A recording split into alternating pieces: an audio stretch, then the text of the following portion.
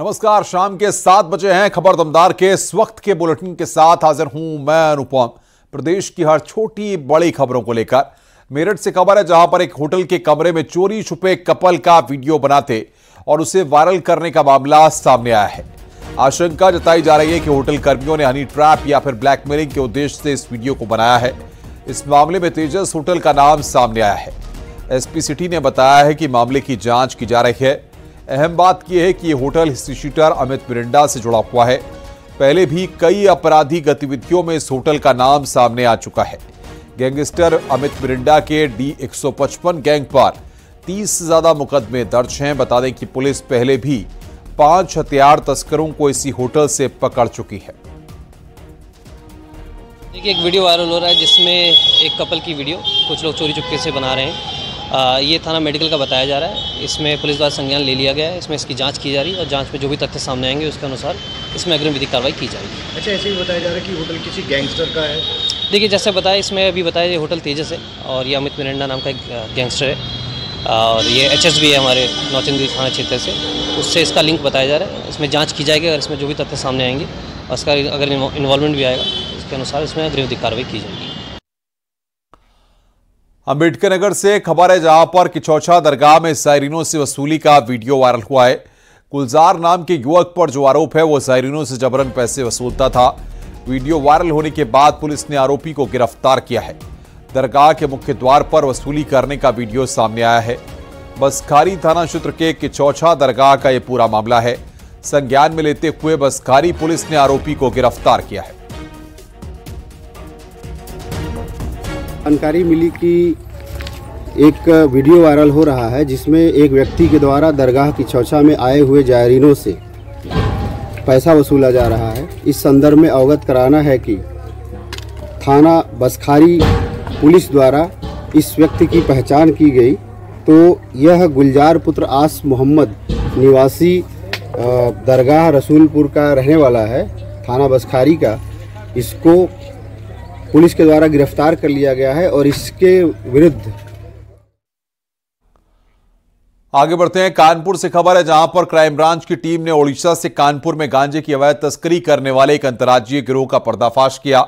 गिरोह के 4 आरोपियों को जेल भेजा गया है। छात्रों के पास से 350 किलोग्राम गांजा बरामद हुआ है, जिसे कंटेनर में छुपाकर कानपुर के लिए लाया जा रहा था। बरामद गांजे की कीमत 35 से 40 लाख बताई जा रही है।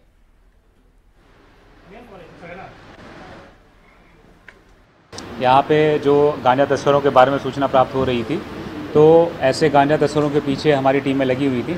आज प्रातःकाल उनमें से एक व्यक्ति के माध्यम से करीब 3.5 क्विंटल गांजा बरामद किया गया है। ये गांजा उड़ीसा से लेकर के कंटेनर में लेकर के आया जा रहा था। उस कंटेनर के आगे आगे एक बोलेरो चल रही थी, तो बोलेरो और कंटेनर इन दोनों के चालकों को गिरफ्तार किया गया है और इनके कब्जे से 3.5 क्विंटल गांजा बरामद हुआ। अभी तक इनके किसी आपराधिक इतिहास के बारे में जानकारी नहीं हो पाई है।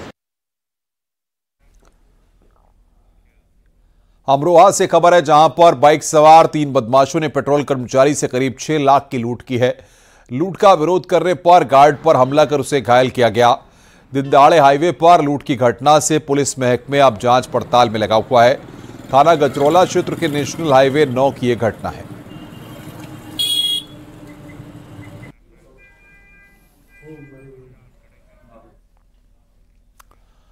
मेरठ में डायल 112 पर तैनात 5 पुलिसकर्मियों को एसएसपी ने सस्पेंड किया है। इन पर आरोप है कि ये शातिर पहले फर्जी सूचना देकर कंट्रोल रूम को गुमराह करते और फिर मौके पर पहुंचकर वसूली किया करते थे। मामला थाना परीक्षितगढ़ क्षेत्र का है, जहां डायल 112 पर 5 तैनात 5 पुलिसकर्मी वसूली में संलिप्त पाए गए।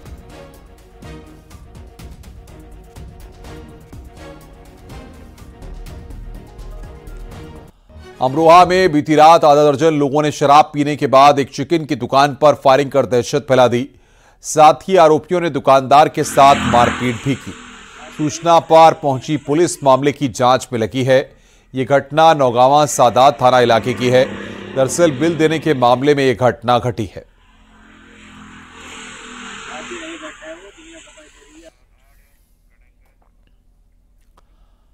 गाजियाबाद के शालीमार गार्डन में फायरिंग से एकाएक हड़कंप मच गया। रोड रेज विवाद में पिता और बेटे को बुरी तरह से पीटा गया। पिटाई के बाद आरोपी ने फायरिंग भी की। पुलिस ने इस मामले में केस दर्ज किया है। थाना शालीमार गार्डन क्षेत्र की यह घटना है।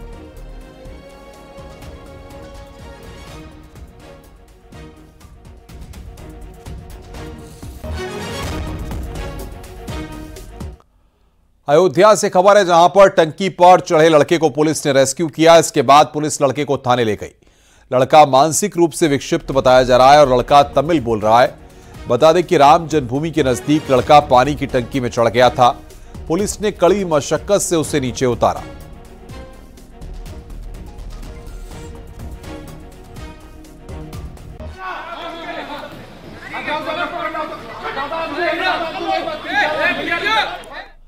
सुल्तानपुर से खबर है, जहां पर अस्थायी पटाखा लाइसेंस की रिपोर्ट लगाने के नाम पर वसूली का मामला सामने आया है। अग्निशमन विभाग के सिपाही सत्यप्रकाश सिंह पर लाखों की वसूली का आरोप है। बता दें कि दिवाली पर व्यापारियों ने अस्थायी पटाखा लाइसेंस बनवाया था। व्यापारियों से पैसे वसूलते वीडियो वायरल हुआ। हालांकि न्यूज 18 वीडियो की पुष्टि नहीं करता। नगर के अग्निशमन विभाग के ऑफिस का यह पूरा मामला है। बोलता था मैं कर देता, क्यों बोल रहा हूं? ठीक है, लेकिन हम नाजिश देवाएंगे नहीं करना। हम कहां कर रहे बताओ? नहीं, अब मेरे पास साहब कहां कर। चुनाव आयोग ने आज उत्तर प्रदेश समेत 3 राज्यों में होने वाले उपचुनाव की तारीखों में बदलाव कर दिया है। पहले 13 नवंबर को वोटिंग होनी थी। बीजेपी और कांग्रेस समेत कई प्रमुख राजनीतिक दलों की मांग के बाद आयोग ने वोटिंग की तारीखों में फेरबदल कर दिया है। अब यहां पर 20 नवंबर को वोटिंग कराई जाएगी। वोटों की गिनती पहले से तय तारीख 23 नवंबर को ही कराई जाएगी। राजनीतिक दलों की ओर से आशंका जताई गई थी कि त्योहारों की वजह से 13 नवंबर को होने वाली वोटिंग के दौरान कम मतदान हो सकता है। उत्तर प्रदेश में उपचुनाव को लेकर बीजेपी, बीएसपी, आरएलडी ने कहा था कि उत्तर प्रदेश में लोग कार्तिक पूर्णिमा के लिए 3-4 दिन पहले यात्रा करते हैं, जो 15 नवंबर को मनाई जाएगी।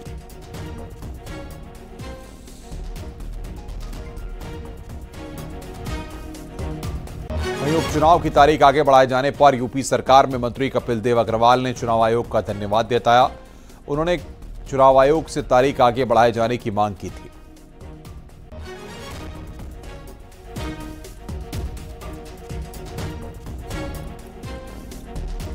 निर्वाचन के लिए धन्यवाद करता हूं कि उत्तर प्रदेश के अंदर जो विधानसभा के उपचुनाव है उसके लिए मैंने निर्वाचन आयोग भारत सरकार से निवेदन किया था कि जो 13 नवंबर निर्वाचन की नियत है उसको परिवर्तन करके बढ़ाया जाए। चूँकि वर्तमान में कार्तिक गंगा स्नान है, जिसके कारण से हिंदू धर्म के अंदर बहुत बड़ा त्यौहार है, बहुत बड़ा पर्व है। लोग गंगा स्नान के लिए जाते हैं और जिसके कारण से जो धार्मिक लोग हैं वे 3 दिन 4 दिन पहले ही ब्रज घाट पे, शुक तीर्थ में या अन्य गंगा स्थान पर चले जाते हैं। तो निवेदन मेरा था कि इसको बढ़ाया जाए और बढ़ा करके समय दिया जाए धार्मिक लोगों को। उपचुनाव की तारीख बदले जाने पर सियासत शुरू हो गई है। अखिलेश यादव का बीजेपी पर बड़ा हमला। टालेंगे तो और भी बुरा हारेंगे। पहले मिल्कीपुर का उपचुनाव टाला, अब बाकी सीटों के उपचुनाव की तारीख। बीजेपी इतनी कमजोर कभी नहीं थी। बीजेपी की पुरानी चाल, हारेंगे तो टालेंगे। तो उपचुनाव की तारीख बदले जाने पर सियासत शुरू हो गई।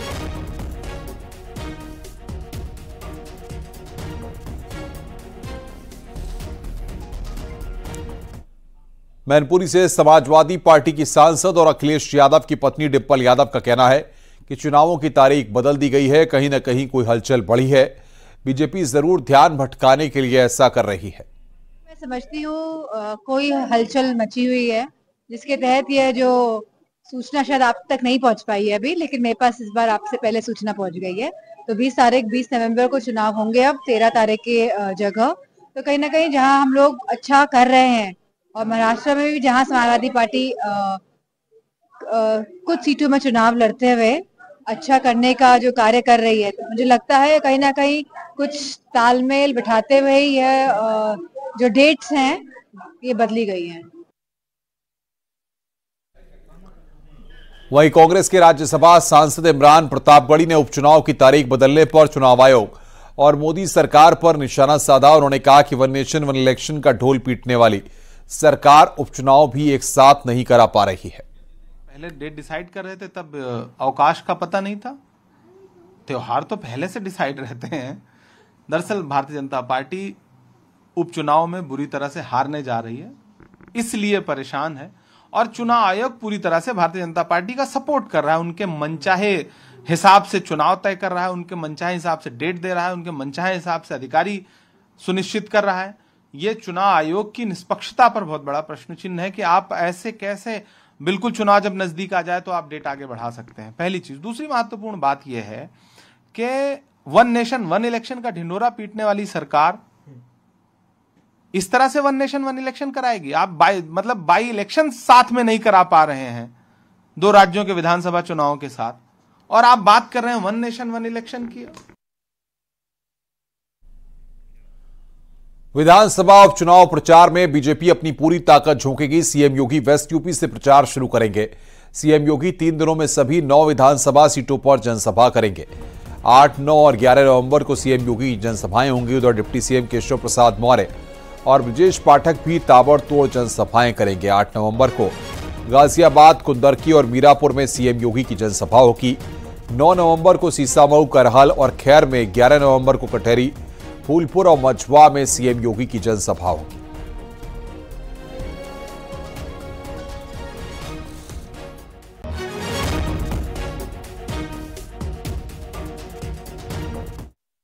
उपचुनाव में भारतीय जनता पार्टी चुनावी प्रचार अभियान में पूरी ताकत झोंकने जा रही है। दरअसल खुद मुख्यमंत्री योगी आदित्यनाथ भारतीय जनता पार्टी के उपचुनाव के चुनावी प्रचार अभियान की कमान संभाले हुए हैं। मुख्यमंत्री योगी आदित्यनाथ की 3 दिनों में 9 जनसभाएं उत्तर प्रदेश की उपचुनाव की सभी विधानसभा सीटों पर होंगी। ताबड़तोड़ जनसभाएं मुख्यमंत्री योगी आदित्यनाथ की 8 नवंबर से शुरू हो जाएंगी। 8, 9 और 11 नवंबर को मुख्यमंत्री योगी आदित्यनाथ की उपचुनाव की सीटों पर जनसभाएं हैं। मुख्यमंत्री योगी आदित्यनाथ पश्चिम यूपी से अपने चुनावी प्रचार अभियान की शुरुआत कर रहे हैं। उसमें मीरापुर, कुंदरकी और खैर में मुख्यमंत्री योगी आदित्यनाथ की जनसभाएं होंगी। यही नहीं, सीएम योगी समेत दोनों deputy CM, Bharatiya Janata party के प्रदेश के अध्यक्ष भूपेंद्र चौधरी और इसके अलावा महामंत्री संगठन धर्मपाल सभी ताबड़तोड़ जनसभाएं करने जा रहे हैं। डिप्टी सीएम केशव प्रसाद मौर्य ने विधानसभा उपचुनाव को लेकर समाजवादी पार्टी पर जमकर हमला बोला। केशव प्रसाद मौर्य ने कहा कि समाजवादी पार्टी उपचुनाव में बुरी तरह हार रही है। उन्होंने पीडीए को फर्जी बताया। आज योगी कैबिनेट की बैठक है। डिप्टी सीएम केशव प्रसाद मौर्य जी हमारे साथ में हैं। सर, ये अखिलेश यादव जिस तरीके से बयान दे रहे हैं, इन्होंने सीधे तौर पर कहा कि मठाधीश बांटने का काम कर रहे हैं। बौखलाहट है उनकी, और समाजवादी पार्टी उपचुनाव में बुरी तरीके से हार रही है। उस बौखलाहट के कारण वह सब मिल करके हरियाणा में भाजपा को हराना चाहते थे, लेकिन हरियाणा में तीसरी बार भाजपा सरकार बन गई। तो भाजपा की सरकार 2027 में तीसरी बार भी बनेगी, उपचुनाव से उसकी शुरुआत होगी। सर, ये पीडीए की जो बात कर रहे हैं, लगातार पीडीए पूरी तरह से फर्जी है श्री अखिलेश यादव जी का। पीडीए मतलब परिवार डेवलपमेंट एजेंसी के अलावा कुछ नहीं है, और पीडीए के नाम पे जितना धोखा देना था उन्होंने लोकसभा चुनाव 2024 में दे लिया है। अब उनका फर्जी पीडीए नहीं टिकने वाला, नहीं चलने वाला। बिल्कुल, तो उनका फर्जी पीडीए नहीं चलने वाला, नहीं टिकने वाला, डिप्टी सीएम केशव प्रसाद मौर्य का सीधे तौर पर कहना है। कैमरामैन उपेंद्र के साथ संकेत मिश्रा, न्यूज़ 18 लखनऊ। उधर डिप्टी सीएम ब्रजेश पाठक ने भी दावा किया कि इस बार के उपचुनाव में विपक्ष का सुपड़ा ही साफ हो जाएगा। डिप्टी सीएम ब्रजेश पाठक जी हमारे साथ में हैं। सर, आज कैबिनेट की बैठक है और अखिलेश यादव लगातार कह रहे हैं कि मठाधीश बांटने का काम कर रहे हैं। समाजवादी पार्टी हमेशा अराजकता, गुंडे की बात करती है। इनके ही राज्य में गुंडे पलते हैं। भारतीय जनता पार्टी की सरकार शुचिता, पारदर्शिता के साथ सबका विकास, सबके विश्वास के आधार पर काम कर रही है, और उत्तर प्रदेश में कानून का राज और बेहतर हुआ है। सर, अंतिम सवाल है, उपचुनाव को लेकर आप लोगों की रैली, दोनों डिप्टी सीएम की रैलियां, मुख्यमंत्री योगी आदित्यनाथ की रैलियां भी शुरू हो रही है। किस तरह से? हम लोग चुनाव मैदान में हैं, 9 की 9 सीटें जीतेंगे। हमारे साथ में डिप्टी सीएम ब्रजेश पाठक जी थे। इनका सीधे तौर पर कहना है कि उत्तर प्रदेश में उपचुनाव की विधानसभा की 9 में 9 सीटें भारतीय जनता पार्टी जीतेगी। कैमरामैन उपेंद्र के साथ संकेत मिश्रा, न्यूज़ 18 लखनऊ। लखनऊ में समाजवादी पार्टी कार्यालय पर अखिलेश यादव से मिलने आम आदमी पार्टी राज्यसभा सांसद संजय सिंह पहुंचे। अखिलेश यादव से मुलाकात के बाद संजय सिंह ने कहा कि अखिलेश यादव से सार्थक और अच्छी बातचीत हुई है। उपचुनाव को लेकर भी चर्चा हुई। उत्तर प्रदेश में होने वाले उपचुनाव में आप पार्टी सपा के कैंडिडेट के लिए प्रचार भी करेगी। ये बहुत अजीब है कि देश के प्रधानमंत्री और मुख्यमंत्री के हिसाब से आप चुनाव का कार्यक्रम बनाते हैं। जब मोदी जी उद्घाटन कर लेंगे तो तारीखों की घोषणा होगी। जब योगी जी उद्घाटन कर लेंगे तब तारीखों की घोषणा होगी। जब उनके लिए सुविधाजनक नहीं होगा तो अयोध्या का चुनाव नहीं होगा। जब उनके लिए सुविधाजनक नहीं होगा तो तारीखें यूपी के उपचुनाव की बढ़ा दी जाएंगी। ये चुनाव आयोग पे गंभीर सवाल है जो उन्होंने तारीखें उत्तर प्रदेश के उपचुनाव की बढ़ाई है, नंबर 1। दूसरी बार अखिलेश जी से बहुत ही सार्थक और अच्छी बातचीत हुई। उत्तर प्रदेश के उपचुनाव में आम आदमी पार्टी समाजवादी पार्टी के कैंडिडेट्स के लिए प्रचार भी करेगी और जहां भी जरूरी हुई सभाओं में हम लोग जाएंगे भी।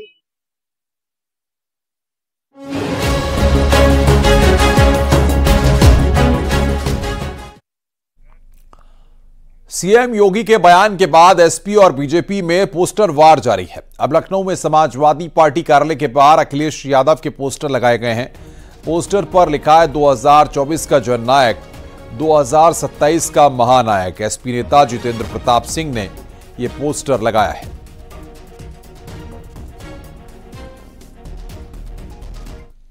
उत्तर प्रदेश में होने वाले उपचुनाव के बयार में समाजवादी पार्टी कार्यालय के सामने रोजाना नई पोस्टर, नई होर्डिंग लगती हैं।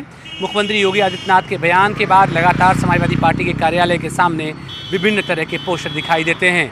एक नया पोस्टर फिर से लगा है समाजवादी पार्टी कार्यालय के ठीक सामने, जिसमें अखिलेश यादव को 2024 का जननायक यानी जो लोकसभा चुनाव का रिजल्ट आया है उसको देखते हुए उनको जननायक बताया गया है और 2027 का महानायक फिर से बताया गया है। ये होर्डिंग यूथ ब्रिगेड के नेता की तरफ से लगाई गई है समाजवादी पार्टी कार्यालय के सामने। सुरेंद्र प्रताप सिंह ने ये होर्डिंग लगवाई है। 7 और से पहले 27 की सत्ताधीश का पोस्टर भी लगाया गया था। साथ में पीडीए न कटेगा न बटेगा उस तरह के पोस्टर लगाए गए थे। तो मान के चलिए कि 13 नवंबर को उपचुनाव के जब मतदान होगा उससे पहले दोनों तरफ से पोस्टर वार अपने चरम पर है। और इस बीच उत्तर प्रदेश में सीएम योगी के बटेंगे तो कटेंगे वाले नारे पर सियासत तेज हो गई है। सरकार पर विपक्ष के हमलावर होने के बीच डिप्टी सीएम केशव प्रसाद मौर्य ने अखिलेश यादव पर बड़ा हमला बोला। केशव मौर्य ने कहा कि जब अखिलेश सरकार चलाते थे तब चारों तरफ अराजकता थी, अत्याचार था, दंगे थे। आज जब उनके द्वारा कोई भी बात कही जाती है तो एक ही बात कहता हूं, 100 चूहे खाकर बिल्ली हज को चली।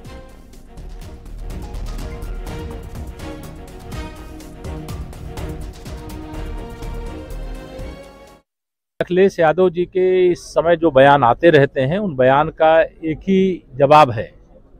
इसलिए अखिलेश यादव जी यानी समाजवादी पार्टी के मुखिया, उत्तर प्रदेश के पूर्व मुख्यमंत्री, जब उत्तर प्रदेश की बागडोर संभाले थे, सरकार चलाते थे, तब चारों तरफ अराजकता थी, अत्याचार था, गुंडागर्दी थी, दंगे थे, जमीनों पर कब्जे थे, खनन माफिया से लेकर शराब माफिया से लेकर नकल माफिया से लेकर भर्ती माफिया तक सब सक्रिय थे। और आज जब उनके द्वारा कोई भी बात कही जाती है तो मैं यही कहता हूं कि जैसे 100 चूहे खा के बिल्ली हज को चली। उधर सीएम योगी के बटेंगे तो कटेंगे वाले नारे पर कांग्रेस ने भी हमला बोला है। अमेठी से कांग्रेस सांसद किशोरीलाल शर्मा ने बीजेपी पर निशाना साधा है। कहा कि बीजेपी गंगा जमनी तहजीब खत्म करने की कोशिश कर रही है लेकिन वो अपने प्रयास में सफल नहीं होगी।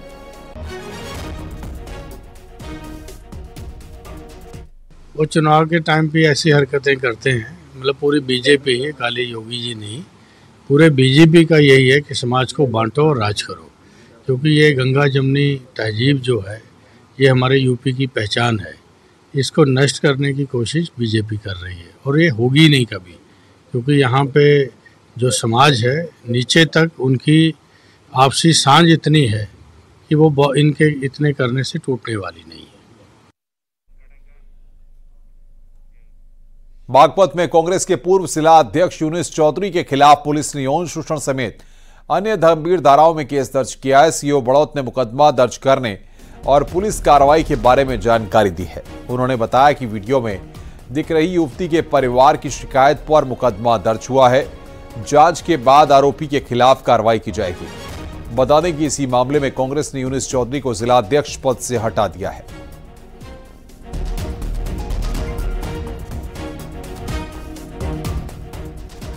कराना है कि यूनिस खान जिला अध्यक्ष कांग्रेस निवासी गुराना रोड कस्बा बड़ौत का एक वीडियो सोशल मीडिया पे वायरल हो रहा है। इस संबंध में परिजनों की तहरीर के आधार पर दिनांक 2/11/2024 को थाना बड़ौद पर अभियोग पंजीकृत किया गया है।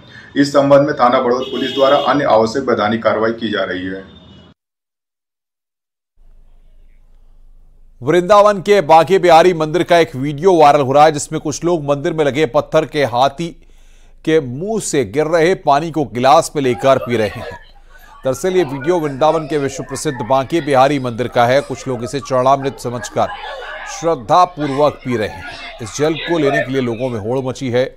इसको लेकर मंदिर के सेवायत ने बताया कि बांके बिहारी मंदिर का चरणामृत नहीं है, ये गर्भगृह की धुलाई के बाद निकलने वाला पानी है। गर्भगृह में एसी भी लगा है, जिसका पानी भी इसी रास्ते बाहर निकलता है।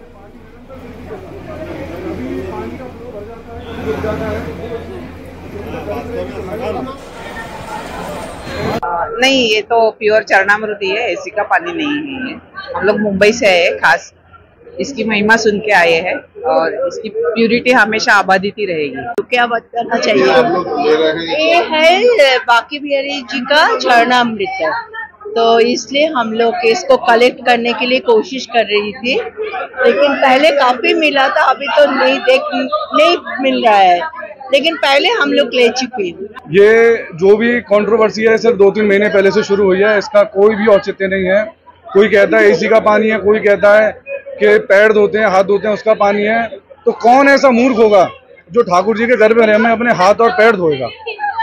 जो हमारे ठाकुर जी का स्नान होता है, श्री जी का स्नान होता है, उसको मिलके ठाकुर जी का गर्भगृह इतना पवित्र होता है, उसमें से ये जल होते हुए आता है। तो हमें इस चीज में कोई दिमाग नहीं लगाना चाहिए कि ये एसी का जल है या किसका जल है। ये सिर्फ हमारे ठाकुर जी के श्री चरणों में से आ रहा है, तो ये जल हमारे लिए चरणामृत समान ही है और हमारे सरमाते हैं। दिक्कत क्या है गोस्वामी जी? तमाम तरह की चर्चाएं हो रही हैं, कहीं चरणामृत लोग आस्था के साथ ले रहे हैं, तो कोई एसी का पानी बताकर उसका बहिष्कार करने की बात कर रहा है। देखिए, बांके बिहारी मंदिर के गर्भगृह के पीछे से जो जल निकल रहा है, जहाँ 2 हाथी की सूंड बनी हुई है, बहुत स्पष्ट रूप से मैं बता दूं कि बांके बिहारी जी महाराज के स्नान का जल, जिसे हम लोग चरणामृत के नाम से भी जानते हैं, इतना सहज और इतना आसान नहीं है कि उस जल को नाली में बहा दिया जाए, मंदिर के गर्भगृह से निकलकर वो नाली में बह जाए। इसलिए जो बिहारी जी के स्नान का जल है, वो मंदिर के अंदर जो पुजारी जन है, गोस्वामी जन है, वो आपको अंजलि में देते हैं, तुलसी जल डालकर देते हैं, चंदन लगाते हैं, वो वहां से प्राप्त होता है। किसी भी कंडीशन में, किसी भी परिस्थिति में बिहारी जी के स्नान का जल नाली में नहीं बहता है। दूसरा, उस नाली से निकलने वाला जल वो है जब मंदिर की गर्भगृह की धुलाई होती है, तो वहां से जल प्राप्त होता है, ये वो जल है। जब हम बिहारी जी को सेवा करने के लिए अंजलि में जल लेकर हाथों को धोते हैं, या बिहारी जी के मंदिर के गर्भगृह में लगे हुए एसी हैं, उनका जो जल है वो वहां से निकल रहा है, ये वो जल है। ठाकुर जी की आस्था के साथ कहीं भी कोई खिलवाड़ नहीं है, किसी प्रकार का भेद नहीं है। अगर किसी व्यक्ति के मन में पहले से कोई भ्रांति है या अज्ञानता है या जानकारी नहीं है, तो ये उसका दुष्परिणाम हो सकता है। बिहारी जी का जल केवल और केवल मंदिर में पुजारियों के द्वारा ही प्राप्त होता है, इस तरीके से नाली में नहीं बहाया जाता। अमेरिका में 5 नवंबर को राष्ट्रपति चुनाव है। इस बार डेमोक्रेटिक पार्टी की उम्मीदवार कमला हैरिस और रिपब्लिकन पार्टी के उम्मीदवार डोनाल्ड ट्रंप के बीच कड़ा मुकाबला देखने को मिल रहा है। नतीजों की घोषणा में कई दिन लग सकते हैं। नया राष्ट्रपति जनवरी 2025 में पद की शपथ लेगा। स्विंग स्टेटस के आंकड़े दिखा रहे हैं। हालांकि कमला हैरिस राष्ट्रीय स्तर पर जनमत सर्वेक्षणों के मामूली रूप से आगे दिख रही हैं। हर 4 साल में नवंबर के पहले मंगलवार अमेरिकी राष्ट्रपति चुनाव के लिए वोट डाले जाते हैं।